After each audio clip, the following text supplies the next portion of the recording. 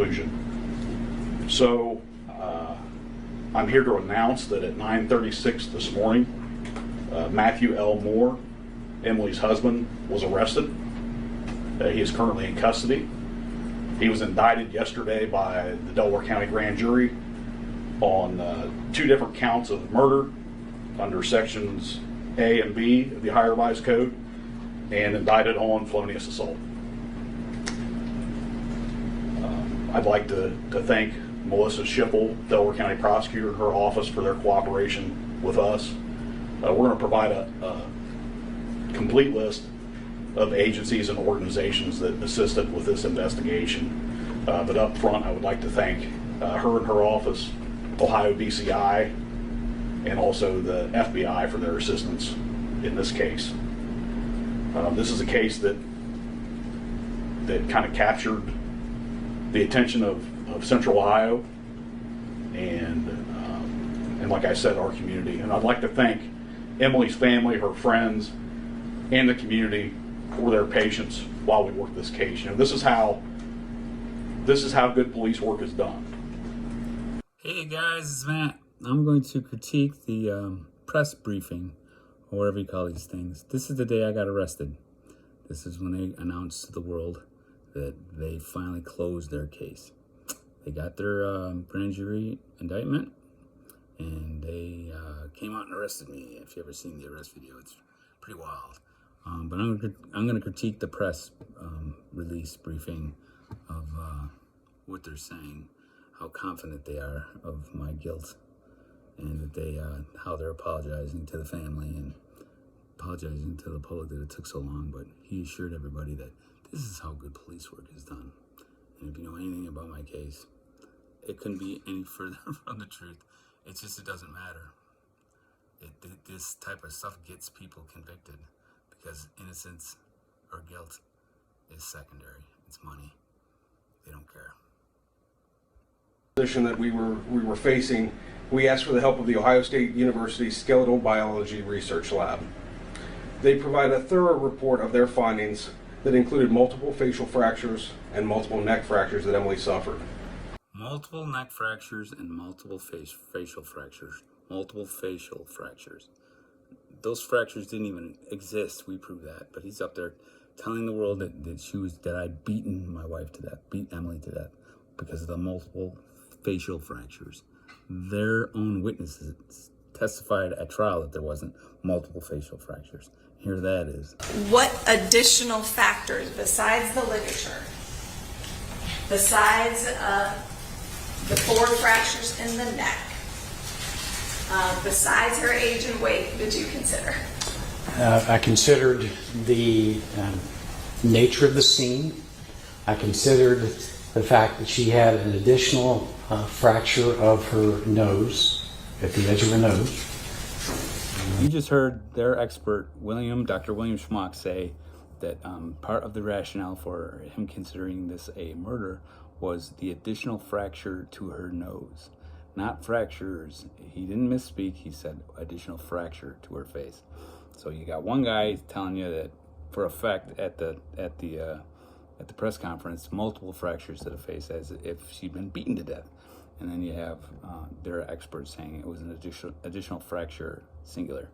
So somebody's lying. I'm gonna say probably the guy up on the podium right now is lying because they got a history of it in this case. Well, Schmock's just a paid fucking whatever, just a paid shotgun witness. That's a whole different issue to deal with. But know that he's saying that it's an additional fracture, a singular additional fracture to her face, and it's a fracture that we proved that didn't even exist. But just know that they're saying at the press conference that it was multiple fractures for effect because they're lying. That's what they do, and not very good. Watch this next part where he lies and he gets caught up in his own lie and he starts to stutter because all of a sudden he realizes he's lying. Wait till you see this one. Also like to specifically recognize Detective Steve Grubbs and Detective Peachy, who were assigned as the lead investigators on this case, and they worked tirelessly night in and night and day to get a resolution to this case. And again, the little things you got to notice. Hollis is up there, and he wants to tell everybody what a great job Peachy and Grubbs did on this case. Peachy didn't even testify at the trial. What the fuck did he do? Besides fucking whatever that. Oh, he was there for the interrogation. But the thing you got to notice about in this clip is when Hollis gets to the point where he starts to white noise it. If y'all know what white noise is, he's just started. They worked tirelessly night and day. He started to say that and he stopped. He started to stutter because all of a sudden he realized they didn't work night and day on this. That's a lie. You gotta watch it. If you're gonna be a liar, you gotta be smart. And he all of a sudden he was like confronted with that, and he started to stutter, and you could tell. All of a sudden, you realize part of the fib, part of the lie was that they weren't working night and day. I'm sure they were working diligently during the day, but not night and day. It didn't fit. And if you can just, he's not smart enough to be a liar, but they're lying. And if you know anything about lying, you tell me that dude all of a sudden caught himself lying, and he stopped for a second, and he was halfway through it, so he just went with it, night and day. They're liars, guys. They lie. It's your money. They're using your money. Sad. This is how good police work is done. That's my favorite part of the press briefing. This is how good police work is done. What do you think? Do you think this is good police work? Do you think they're up there trying to save their ass from horrible police work? Is he lying to you, saying that this is how? Is he apologizing, going, we don't have a lot of experience with this kind of thing. Sorry it took so long. It took us a while to get this thing together. No, he's like, hey, this is how good police work is done. These are the agencies we utilize to fuck Matt out of his life and his house and all his money and his freedom for 15 months, and then the rest of his life being stigmatized as being a murderer. This is how it's done.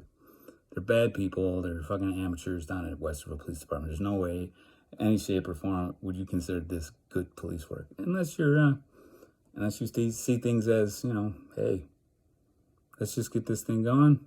Innocent guilt, who cares? Let's just spend some money. That's my contention. That it's just about money. They don't care. All right, guys, that's my critique. Again, I still got a book for sale. It's on Amazon. It's called Emily Estate Suicide in Ohio. It's available on Amazon. Ebook's only $10. And also I have a YouTube station where I got a bunch of crap on there. If you're interested in my case, you definitely want to check it out. Just type in Matthew Moore in YouTube, and you'll find me. I have a station, Matthew Moore, Matheau.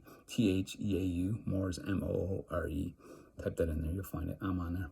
All right, guys, more to come. There's more to come. We're gonna go through some. What's next? Oh yeah, I'm gonna critique the Dateline that they did. Oh, they lied through that whole thing. Ooh, gonna be fun. All right, next one's Dateline. All right, peace.